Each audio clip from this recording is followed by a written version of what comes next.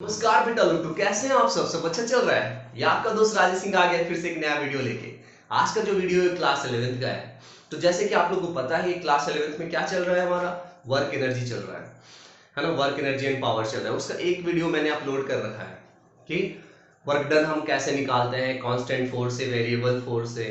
ये सब हम लोगों ने सीख लिया था। Work done by gravity, work done by friction, ये सब हम लोगों ने सीख लिया था। आज हम लोग सीखने वाले हैं वर्क एनर्जी थ्योरम। टॉपिक काफी इंटरेस्टिंग है, जिसको मैं जनरली बोलता हूँ ब्रह्मास्त्र। ब्रह्मास्त्र क्यों बोलता हूँ आपको थोड़ी देर में पता चल जाएगा जब हम लोग इसके एप्लीकेशंस सीखेंगे। ब्रह्मास्त्र का मतलब एक्चुअल में क्या होता है, ब्रह्मा जी के द्वारा जो दिया हुआ यस्त्र है ना, उसको हम लोग बोलते हैं ब्रह्मास्त्र। मतलब ये वर्क एनर्जी थ्योरम एक ऐसा कॉन्सेप्ट होता है कि जहां पे आपको इस चैप्टर में नहीं समझ में आ रहा है कि हमें करना क्या है, कौन सा कॉन्सेप्ट हमें यूज करना है, इस वक्त आप लोग को ब्रह्मास्त्र यूज करना है। ब्रह्मास्त्र यूज करोगे क्वेश्चन बन जाएगा। मतलब ये सबसे इंपॉर्टेंट टॉपिक है इस पूरे चैप्टर का, वर्क एनर्जी थ्योरम। तो सबसे पहले आपको ये समझना है एनर्जी क्या होता है, तब तो आप समझोगे काइनेटिक एनर्जी समझोगे। उसके बाद हम समझेंगे वर्क एनर्जी थ्योरम, फिर उसके प्रूफ करेंगे, फिर उसके एप्लीकेशंस हम लोग देखेंगे कैसे करना है। तो सबसे पहले एनर्जी है। एनर्जी आप बचपन के डेफिनेशन से आप बोल सकते हो। क्या बचपन में आपको डेफिनेशन सिखाया गया था कि कैपेसिटी ऑफ डूइंग वर्क, मतलब अगर आपके पास कैपेसिटी है कि कोई काम कर सकते हो, कोई वर्क कर सकते हो, किसी पे फोर्स लगा के डिस्प्लेसमेंट प्रोड्यूस कर सकते हो, इसका मतलब आप अगर वर्क कर रहे हो, इसका मतलब आपके पास एनर्जी है। बोलते हैं ना कि इस लड़के के पास कोई एनर्जी नहीं है, मतलब कोई काम नहीं कर रहा है। इसका ये मतलब है कोई काम नहीं कर रहा, मतलब बंदे के पास कोई एनर्जी नहीं है। एनर्जी का मतलब होता है कैपेसिटी ऑफ डूइंग वर्क। अब इस एनर्जी में हम सबसे पहला एनर्जी, दो तरह का एनर्जी हम लोग सीखते हैं, एक काइनेटिक एनर्जी सीखते हैं, एक पोटेंशियल एनर्जी सीखते हैं। तो पोटेंशियल एनर्जी का कॉन्सेप्ट हम लोग बाद में सीखेंगे, पहले हम काइनेटिक एनर्जी और ब्रह्मास्त्र अच्छे से सीख लेंगे। अभी काइनेटिक एनर्जी क्या होता है, जैसे कि हम एनर्जी में हम क्या पढ़ने वाले हैं, काइनेटिक एनर्जी। ठीक है, काइनेटिक एनर्जी। ठीक है, अभी काइनेटिक एनर्जी होता क्या है, आप लोगों को बताया गया था किसी भी एक बॉडी ऑफ मास m का अगर कुछ वेलोसिटी है v, किसी भी एक बॉडी ऑफ मास m का अगर वेलोसिटी है v, तो इसके हम दो क्वांटिटीज हम डिफाइन करते हैं। एक हम मोमेंटम डिफाइन करते हैं, वेक्टर क्वांटिटी, और दूसरा चीज हम डिफाइन करते हैं इसका kinetic energy. Kinetic energy equal to half m v square. ये दो चीज डिफाइन करते हैं। मतलब आप मोमेंटम बोलो तब भी उसके मोशन को डिस्क्राइब कर रहा है वो, लेकिन वो वेक्टर क्वांटिटी है, लेकिन वो एनर्जी नहीं है। लेकिन आप किसी बॉडी का काइनेटिक एनर्जी बोल रहे हो, इसका मतलब बॉडी मोशन में तो है ही है, बॉडी जो है वो मोशन में तो है ही है, वो रिप्रेजेंट तो कर ही रहा है, क्योंकि बिना मोशन के काइनेटिक एनर्जी है कहाँ। मतलब अगर काइनेटिक एनर्जी को सिंपल वर्ड्स में अगर हमें बोलना है कि एक बॉडी अगर मोशन में है, उससे रिलेटेड जो एनर्जी होगा उसको हम काइनेटिक एनर्जी बोलेंगे। एक इस मार्कर को मैंने फेंक दिया, इसके पास कुछ वेलोसिटी आ गया, वेलोसिटी आ गया मतलब इसका मोशन है, तो इसका मतलब इसके पास काइनेटिक एनर्जी है।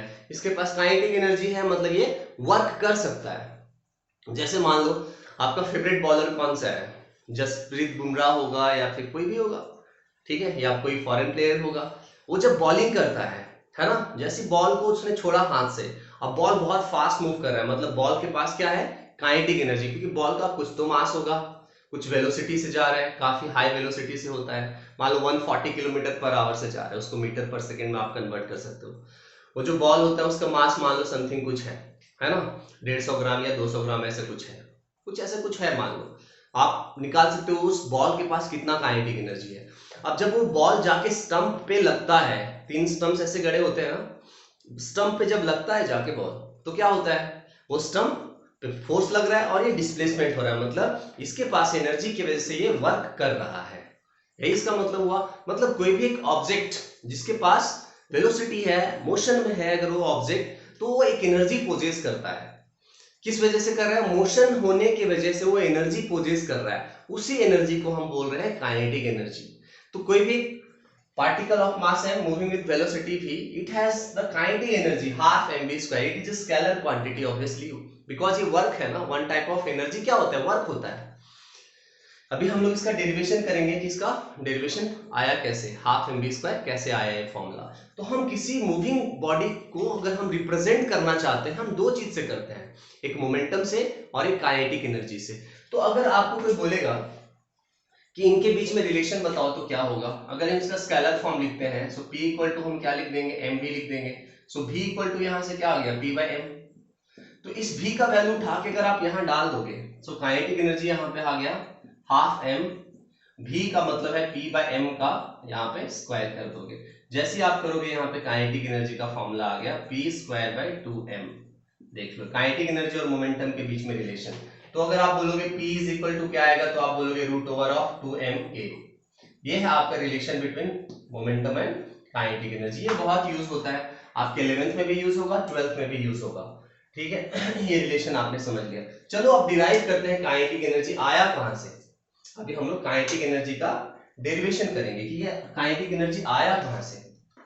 ठीक है, तो मान लेते हैं, चलो अब इसका डेरिवेशन करना है तो मान लेते हैं, देखो बेटा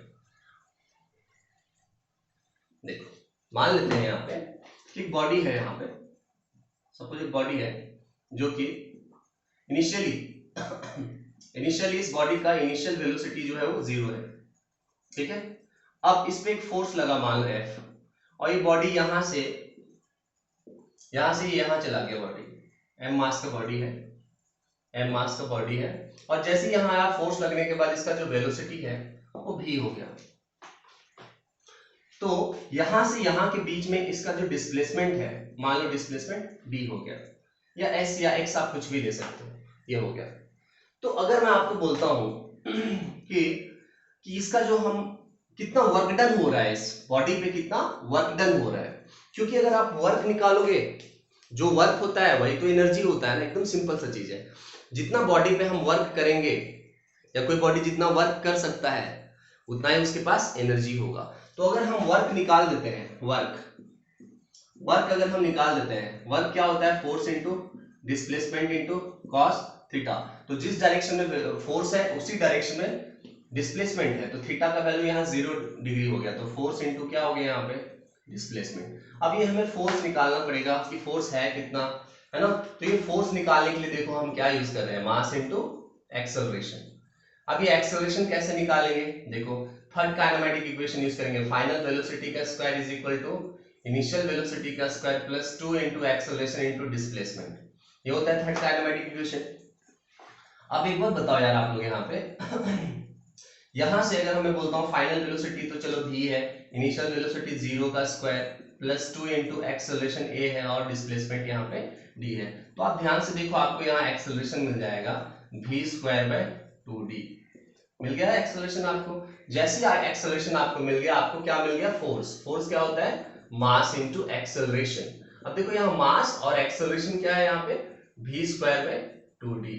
अब इस फोर्स के वैल्यू को आप यहाँ डाल दो, तो वर्क इज इक्वल टू क्या आ गया, फोर्स के जगह पे आप क्या डाल रहे हो, mass into v square by 2d, और यहाँ पे एक है d, d से d क्या हो गया, कैंसिल हो गया। तो बताओ यहाँ पे वर्क डन कितना आया, है ना, आया हाफ mv स्क्वायर। ये वर्क डन जो है इस बॉडी का काइनेटिक एनर्जी है, देख रहे हो आप लोग, ये वर्क डन जो है इस बॉडी का काइनेटिक एनर्जी है। समझ गए आप लोग, यही था काइनेटिक एनर्जी। मतलब कोई भी एक मूविंग ऑब्जेक्ट है, अगर एक बॉडी रेस्ट पे है मतलब उसका काइनेटिक एनर्जी हम क्या बोलेंगे, 0 बोलेंगे। लेकिन अगर एक बॉडी मूव कर रहा है विथ सम वेलोसिटी, मतलब इसके पास एक काइनेटिक एनर्जी भी है, मोमेंटम भी है, हम दोनों बोलेंगे। अगर एक बॉडी रोटेट हो रहा है तो ये भी तो मोशन में है ना, लेकिन ये रोटेशनल मोशन में है, तो इसके पास भी काइनेटिक एनर्जी है, जिसको हम बोलते हैं रोटेशनल काइनेटिक एनर्जी। अब ये रोटेशनल काइनेटिक एनर्जी जो है वो हम रोटेशनल, जहां पे रोटेशनल मोशन है वहां पे हम लोग पढ़ेंगे। अभी हम लोग को बस यही काइनेटिक एनर्जी पढ़ना है यहाँ पे। आगे जाके आपको पता चलेगा कि ट्रांसलेशनल काइनेटिक एनर्जी होता है, रोटेशनल होता है, वाइब्रेशनल होता है, सब तरह का एनर्जी आपको पढ़ना पड़ेगा। मतलब जो भी बॉडी बस मोशन में होना चाहिए, एनर्जी है, इसी को काइनेटिक एनर्जी बोलते हैं। चलिए ये हमारा हो गया। अब हमारा टॉपिक आता है ब्रह्मास्त्र। क्या आता है, ब्रह्मास्त्र। ब्रह्मास्त्र का मतलब ही होता है, जिसको मैं बोल रहा हूं यहाँ पे, किसको मैं ब्रह्मास्त्र बोल रहा हूं, मैं हर बच्चों को बोलता हूं जिनको मैं पढ़ाता हूं, है ना, उनको बोलता हूं कि वर्क एनर्जी थ्योरम जो है,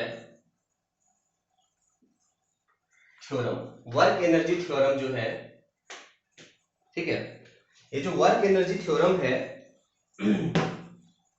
ठीक है बेटा, दिस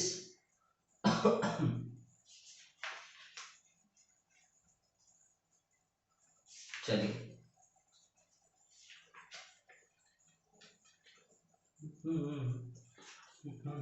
तो ये जो वर्क एनर्जी थ्योरम है इसी को हम क्या बोलते हैं, ब्रह्मास्त्र बोलते हैं, थ्योरम, वर्क एनर्जी थ्योरम, इसी को हम ब्रह्मास्त्र बोलते हैं।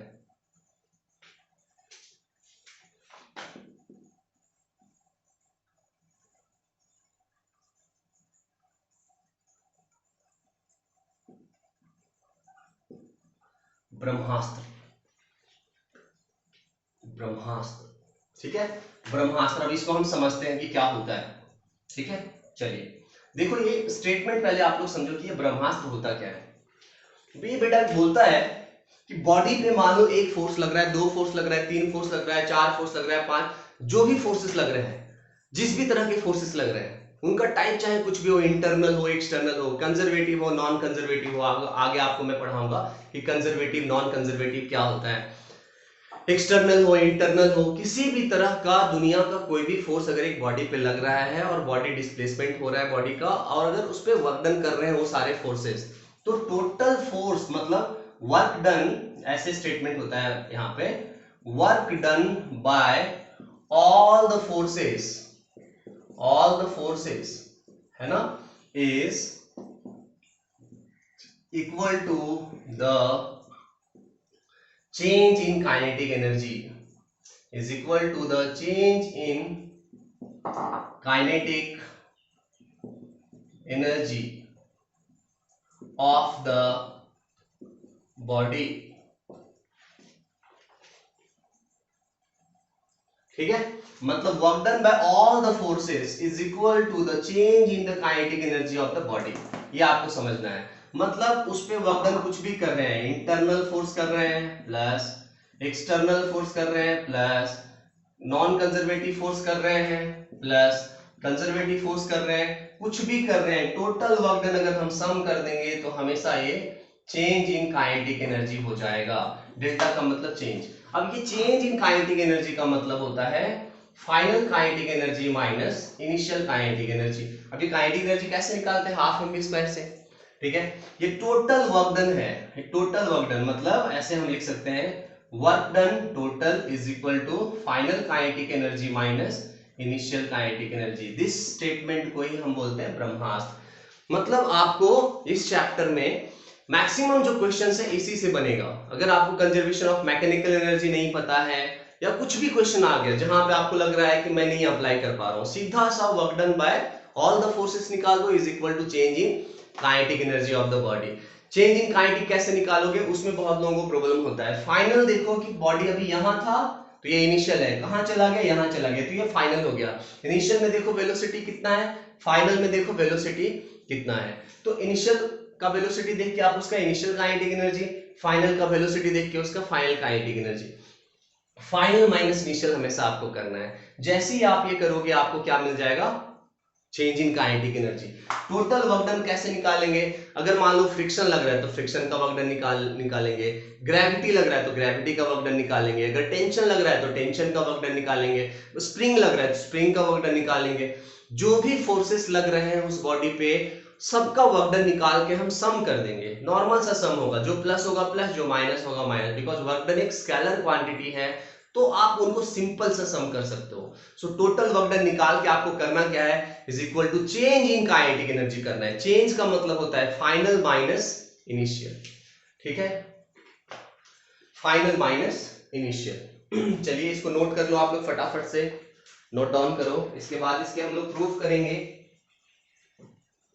इसके हम लोग प्रूफ करेंगे वर्क एनर्जी थ्योरम। अरे तो कैमरा थोड़ा ऊपर, ओके ठीक है। अब इसके प्रूफ लिखेंगे हम लोग, तो आप लोग नोट कर लो, proof of work energy theorem. अब इसके जो हम प्रूफ करने वाले हैं ना बेटा, इसके जो हम लोग प्रूफ करने वाले हैं वो हम दो तरीके से करेंगे, है ना। एक तो हम इसके कांस्टेंट फोर्स के वजह से करेंगे और एक हम इसके वेरिएबल फोर्स की वजह से हम लोग करेंगे। कांस्टेंट फोर्स की वजह से करेंगे और वेरिएबल फोर्स की वजह से करेंगे। ठीक है, वर्क एनर्जी थ्योरम, ई छूट गया था वहां पे।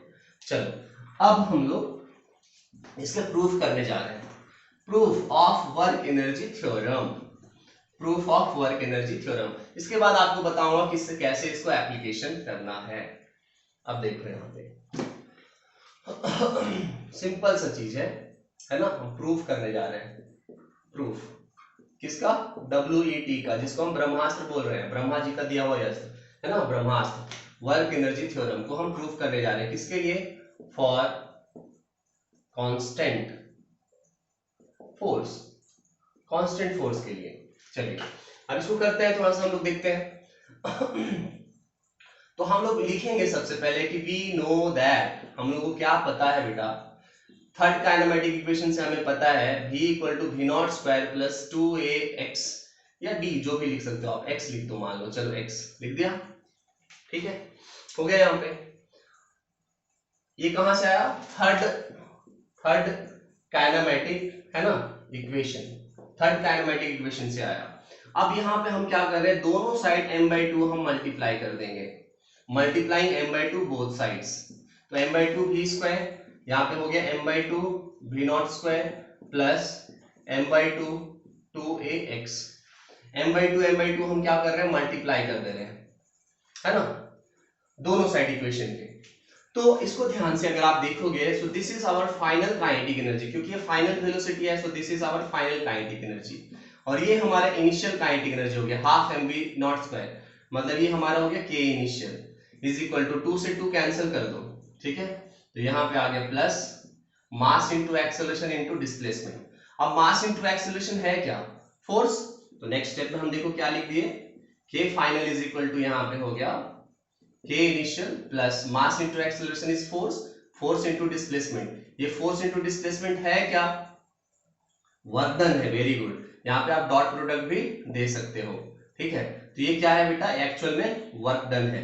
तो यहाँ पे आपके पास आ गया k final minus k initial is equal to work done. कैसा वर्क डन? कांस्टेंट एक्सेलरेशन है तो कांस्टेंट फोर्स होगा। एक्सेलरेशन कांस्टेंट के लिए ये इक्वेशन वैलिड होता है, आपको पता होगा। काइनेमेटिक इक्वेशंस में जो इक्वेशंस होते हैं वो कांस्टेंट एक्सेलरेशंस के लिए होते हैं। तो k final minus k initial जो होगा वो टोटल वर्क डन होगा। इसका मतलब यहाँ पे आ गया हमारे पास work done is equal to क्या, चेंज इन काइनेटिक एनर्जी। देखो यही तो था, डिराइव हो गया, हेंस प्रूव्ड। ये हमारा किसके लिए था? कांस्टेंट फोर्स के लिए था। अब हम लोग करेंगे वेरिएबल फोर्स के लिए, है ना। अब हम लोग प्रूफ करने वाले हैं, इसको नोट डाउन कर लो आप लोग। ठीक है, अब हम लोग करेंगे वेरिएबल फोर्स के लिए। किसके लिए करेंगे? फॉर वेरिएबल फोर्स, है ना। यहाँ पे वेरिएबल फोर्स के लिए हम लोग करेंगे, वेरिएबल फोर्स, इसके लिए हम लोग करेंगे। ठीक है, कैमरे में आ रहा है ना ये भी, हाँ आ रहा है। तो फिर से लिखेंगे वी नो दैट, बताओ काइनेटिक एनर्जी इक्वल टू क्या होता है, हाफ m v का स्क्वायर।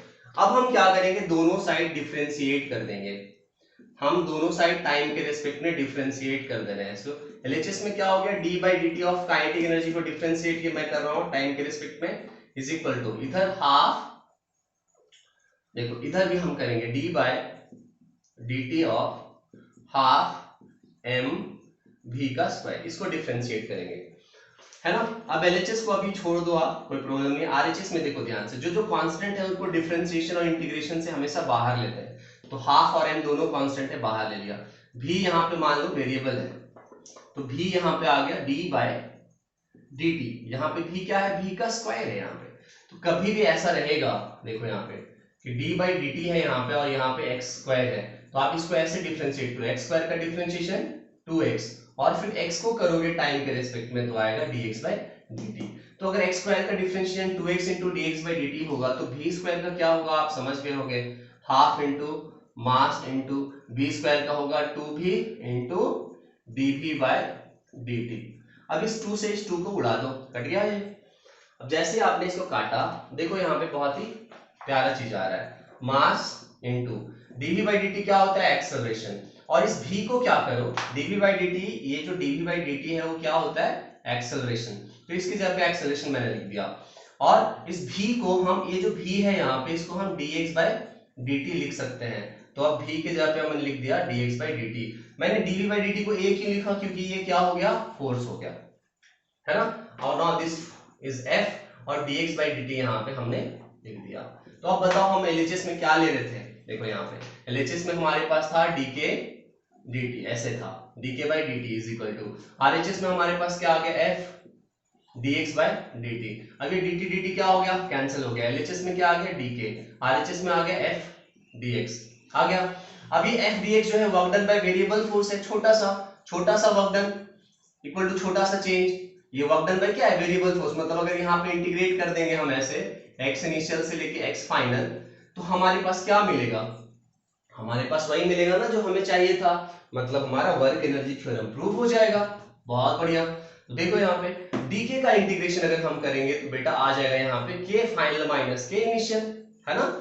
dk मतलब small change in kinetic energy, पूरा इंटीग्रेट मतलब total change in kinetic energy. और ये क्या हो गया, work done by variable force. देखो यही होता है ना formula, work done by variable force. इसके पिछले वाले वीडियो में मैंने आपको बताया है। तो प्रूव हो गया यहाँ पे। अब कैसे कैसे क्वेश्चंस यहाँ पे हो गया अभी देखते हैं हम लोग। आपको बस यही याद रखना है ब्रह्मास्त्र में कि total work done is equal to, total work done मतलब कौन कौन से फोर्सेस, ठीक है। टोटल वर्क डन बाय सारे फोर्सेस का वर्क डन जो होगा वो चेंज इन काइनेटिक एनर्जी होगा, ठीक है। आपको इजी लग रहा है ना फिजिक्स, हार्ड तो नहीं लग रहा। देखो यहाँ पे एक सिंपल सा क्वेश्चन मान लेते हैं कि मान लो बॉडी है ऑफ मास m, ये गिर रहा है h हाइट से ऊपर से, मतलब इनिशियल वेलोसिटी इसका 0 है। जब ये ग्राउंड को आया तो समथिंग इसके पास वेलोसिटी हो गया v, और यहाँ पे एयर रेसिस्टेंस भी है। मतलब अभी तक जितने सारे आप फ्री फॉल मोशंस जो किए थे वो कैसा था, वहां पे वैक्यूम था, लेकिन यहाँ पे एयर रेसिस्टेंस प्रेजेंट है, एयर रेसिस्टेंस यहाँ पे है। अब इस एयर रेसिस्टेंस की वजह से जब ये बॉडी नीचे आएगा तो फोर्स किधर लगेगा, एयर रेसिस्टेंस की वजह से ऊपर लगेगा। तो ये एयर रेसिस्टेंस के का जो फोर्स है ये कितना वर्क डन करेगा, ये हमें निकालना है। Work done by air resistive force, यही हमारे पास क्वेश्चन है। तो सबसे पहले आपको ब्रह्मास्त्र लगाना है, लिखना है work done total is equal to change in kinetic energy. पहले फॉर्मूला लिखना है। अब देखना है आपको कि इस बॉडी पे कौन कौन से फोर्सेस लग रहे हैं। सबसे पहला फोर्स इस बॉडी पे जो लग रहा है वो आपको दिख रहा होगा, वो क्या लग रहा है, mg लग रहा है, work done by gravity obviously. तो वर्क डन बाय यहाँ क्या लिखेंगे, gravity plus work done bye क्या लग रहा है, बोलो कौन सा फोर्स, एयर फ्रिक्शन, है ना, air friction is equal to, बस दो ही फोर्स लग रहा है। अगर वैक्यूम होगा तो यहाँ हम नहीं लगाएंगे, लेकिन वैक्यूम यहाँ नहीं है, एयर फ्रिक्शन है। So work done by air friction is equal to change in kinetic energy, मतलब kinetic energy final minus kinetic energy initial. अब वर्क डन बाय ग्रेविटी ऊपर से नीचे आने में क्या होता है, mgh। हमें पता है वर्क डन बाय ग्रेविटी सीखे हैं ऊपर से नीचे आने में और नीचे से ऊपर जाने में। जब बॉडी नीचे से ऊपर जाता है तो नेगेटिव वर्क डन होता है, और जब ऊपर से नीचे आता है तो work done by gravity positive होता है। देख लेना पीछे का वीडियो, आपको पूरा समझ में आ जाएगा। Work done by air resistive force आपको निकाले, इसको रहने दिया मैंने। और काइनेटिक एनर्जी फाइनल को हम क्या लिखेंगे, half mv² minus initial kinetic energy को हम क्या लिखेंगे, 0। क्यों लिखेंगे 0, क्योंकि इनिशियल वेलोसिटी देखो यहाँ पे क्या है, 0 है, तो इनिशियल काइनेटिक एनर्जी 0 हो गया। अब आपको सब कुछ दिया होगा, मास, वेलोसिटी, h, g, m, बस आपको निकालना होगा यहाँ पे work done by air resistive force which is half mv² minus mgh। ये बहुत ही पॉपुलर क्वेश्चन है, नीट में ऐसे इसके क्वेश्चंस आ चुके हैं, एनसीईआरटी में भी इसके क्वेश्चंस हैं, ठीक है। एकदम सिंपल सा है, सब कुछ दिया होगा, मास, वेलोसिटी, h सब निकाल दोगे, हो गया यहाँ पे। यही है आपका ब्रह्मास्त्र, ब्रह्मा जी का दिया हुआ अस्त्र है ये, ठीक है। मतलब टोटल वर्क डन निकाल के आपको चेंज इन काइनेटिक एनर्जी करना है, बस हो गया। कभी कभी क्या होता है, ऐसा सिचुएशन होता है, देखो ऐसा सिचुएशन होता है यहाँ पे, एक आपका इंक्लाइन प्लेन है ये, ठीक है, एक बॉडी यहाँ रेस्ट पे है, इनिशियल वेलोसिटी 0 है, मास m है, ये है मान लो थीटा, सब कुछ दिया रहेगा। मान लो ये बॉडी यहाँ से आ रहा है, आते आते इसका वेलोसिटी समथिंग यहाँ कुछ भी हो गया, ठीक है। और ये जो सरफेस है वो फ्रिक्शन वाला सरफेस है, कैसा सरफेस है, फ्रिक्शन, मतलब इसका फ्रिक्शन कोएफिशिएंट जो है वो म्यू है। तो आपसे पूछ रहा है कि कुछ भी पूछ सकता है, हम यहाँ कैसे अप्लाई करेंगे वो देखते हैं, ठीक है। तो यहाँ बताओ यहाँ पे कौन कौन सा फोर्स लगेगा इस बॉडी पे, work done by gravity plus work done by friction is equal to हम क्या लिखेंगे, change in kinetic energy. Work done by gravity ऊपर से नीचे आने में इंक्लाइन प्लेन पे क्या होता है आपको अच्छे से बताया गया है, mg sin theta into D. अगर ये डिस्प्लेसमेंट जो है वो आपका डी है तो D. Work done by friction हम नेगेटिव ले रहे हैं यहाँ पे, क्योंकि ये बॉडी अगर आगे आएगा तो फ्रिक्शन कितना लगेगा, पीछे लगेगा, है ना। तो फ्रिक्शन कितना होता है इंक्लाइन प्लेन में हमें पता है mu M G cos theta into D. ये फ्रिक्शनल फोर्स हो गया इंटू डिस्प्लेसमेंट। जिसको नहीं पता है वो फ्रिक्शन वाला टॉपिक जाके देखो, आपको मिल जाएगा। फ्रिक्शन बाय राजेश सिंह आप सर्च मारोगे यूट्यूब में तो आपको मिल जाएगा, या इसी में कहीं आप ढूंढोगे तो मिल जाएगा, या फोर्स वाले में अगर आप ढूंढोगे वहां पे तो आपको मिल जाएगा वहां पे। हो गया यहाँ पे is equal to change in kinetic energy मतलब फाइनल माइनस इनिशियल। फाइनल कितना है half M V square, initial क्या है 0 है। देख लो यहाँ पे तो आप इसको सॉल्व करके आप कुछ भी निकाल सकते हो, कुछ जो भी क्या क्या यहाँ पे देख। सबसे पहले तो यहाँ मास कैंसिल हो जा रहा है, तो जी का वैल्यू आपको पता है, थीटा भी आपको पता है ना। तो 1 2 3 और एक 4 अननोन में से 3 गिवन होगा, आपको निकल जाएगा क्या क्या। देखो साइन थीटा या डी, फिर म्यू, उसके बाद भी, उसमें से 3 गिवन होंगे, एक आपको निकल जाएगा कि कितना वेलोसिटी दिया है, मान लो दिया है, डिस्टेंस भी आपको दिया है, म्यू आपसे पूछ दे थीटा भी दिया है, तो ऐसे ही आप लोग निकालोगे। ठीक है, चलो यही है आपका वर्क एनर्जी थ्योरम, जिसको हम ब्रह्मास्त्र बोलते हैं। कि बस आप देखो कि बॉडी पे कौन कौन से फोर्सेस लग रहे हैं, उनका टोटल वर्क डन निकाल देना है, is equal to change in kinetic energy करना है, बस एकदम सिंपल सा है। कभी मान लो आपको ऐसे पता चल गया, ऐसे उल्टा क्वेश्चन भी आपको समझना है कि अगर एक बॉडी है, मान लो जो भी है, मान लो 5 केजी का है, ये मूव कर रहा था मान लेते हैं 10 मीटर पर सेकेंड से, थोड़ी देर के बाद इस बॉडी का, ये जो 5 केजी वाला बॉडी है, उसका वेलोसिटी हो गया 20 मीटर पर सेकेंड। तो आपसे पूछेगा कितना हुआ इसका, इस पे कितना वर्क डन हुआ, work done by total force. एकदम सिंपल करोगे, क्या करोगे आप बोलोगे total work done is equal to क्या, चेंज इन काइनेटिक एनर्जी, मतलब फाइनल माइनस इनिशियल। फाइनल निकालने के लिए हाफ इंटू 5 इंटू 20 इंटू 20 करोगे, माइनस इनिशियल क्या करोगे, हाफ इंटू 5 इंटू 10 इंटू 10 करोगे, और इसको आपको सॉल्व करना पड़ेगा। यहाँ पे देखो, यहाँ पे 10 हो गया, तो कितना हो गया यहाँ पे यहाँ पे 1000 हो गया, यहाँ पे ये 5, तो कितना हो गया, ठीक है 250। आप इनको कर दोगे माइनस तो कितना आ जाएगा 750 जूल। ये 750 जूल क्या आया, टोटल वर्क डन आया। जितना काइनेटिक एनर्जी चेंज होगा उतना वर्क डन टोटल होगा। अगर चेंज इन काइनेटिक एनर्जी आपका अगर प्लस आ रहा है तो टोटल वर्क डन आपका प्लस आएगा। अगर चेंज इन काइनेटिक एनर्जी अगर आपका माइनस आ रहा है तो टोटल वर्क डन आपका माइनस आएगा। ये आपको समझना है। तो ये था ब्रह्मास्त्र। जब हम लोग क्वेश्चंस करेंगे तो और डिटेल्स में हम लोग सीखेंगे, उसके लिए आप टेंशन बिल्कुल भी मत लो, बस अभी आप कॉन्सेप्ट अपना क्लियर करो। ठीक है, तो आई होप कि ये वीडियो आपको पसंद आया होगा। लाइक शेयर और सब्सक्राइब करना तो भूलना मत आप लोग, अपने दोस्तों तक इसको शेयर करो। ठीक है, और तंदुरुस्त रहो, मस्त रहो। हम लोग मिलते हैं नेक्स्ट वीडियो में। ये हमारा वर्क एनर्जी थ्योरम पूरा कंप्लीट हो गया है। इसके बाद वाले वीडियो में हम लोग conservative forces, non conservative forces और पोटेंशियल एनर्जी का वीडियो करेंगे। ठीक है, काइनेटिक एनर्जी हमारा खत्म, फिर पोटेंशियल एनर्जी, उसके बाद हम लोग कंजर्वेशन ऑफ मैकेनिकल एनर्जी करेंगे। ठीक है, फिर लास्ट टॉपिक हमारा कॉलिजन होगा। कॉलिजन बहुत डिटेल्स में हम लोग पढ़ेंगे। ठीक है, तो चलिए हम लोग मिलते हैं नेक्स्ट वीडियो में, तब तक के लिए नमस्कार।